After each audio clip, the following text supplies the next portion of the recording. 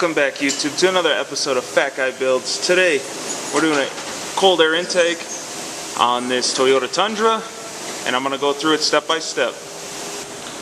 I don't know why they covered up the part number, but it's 54-76003. Here's a better picture of the part number. Here is the part number for the replaceable air filter. Here's what comes in the kit.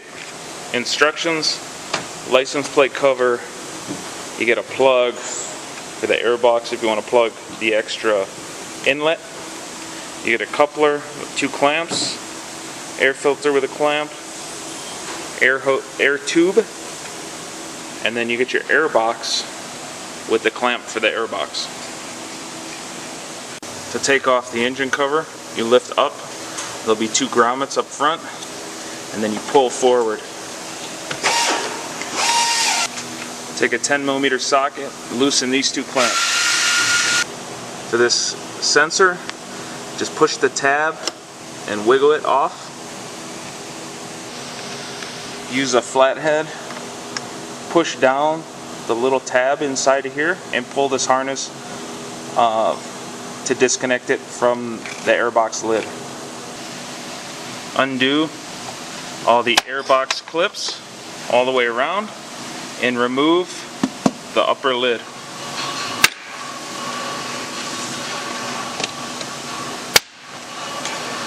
Remove this 10mm nut that holds down the airbox. On the firewall side, remove this 10mm bolt. Now you can just pull up and remove the bottom part of the airbox. Now on the throttle body inlet tube, we have a vacuum hose here. Remove this and then squeeze this clamp and remove this PVC hose. We're going to remove and transplant these, so wiggle this out and then you can pull this through. Now you're going to set the box in and then get both screws started. Once you got both screws started, go ahead and tighten them down. Take the air sensor from here, put it into here. Use the new hardware that comes with the kit. Do not use the factory hardware. After tightening the sensor, go ahead, put the filter on, tighten this clamp down. The filter clamp takes an 11mm. Slide the large clamp over the airbox. Slide the air filter and tube in. Seat it, but do not tighten it right now. Now that you have it in, you're going to rotate the tube and slide this coupler over the throttle body. So it's easier to slide this on by not putting this clamp on, getting the pipe on, taking this clamp all the way apart, sliding it over, and then putting it back together and tightening it all down. Tighten down the big clamp that holds the air filter into the air box. Plug back in your mass airflow sensor.